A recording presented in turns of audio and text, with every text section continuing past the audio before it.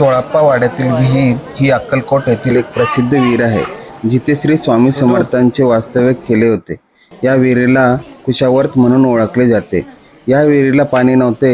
इथे स्वामी समर्थांनी लघुशंका करून ही विहीर जिवंत केली.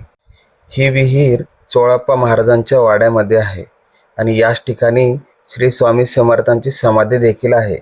या ठिकाणी बरेच वर्ष स्वामी समर्थांचे वास्तव्य होते, म्हणून या जागेला धार्मिक असे महत्त्व देखील आहे. बरेचसे भाविक ही विहीर बघण्यासाठी नक्की येतात आणि स्वामी समर्थांचे दर्शन घेण्यासाठी इथे येतात.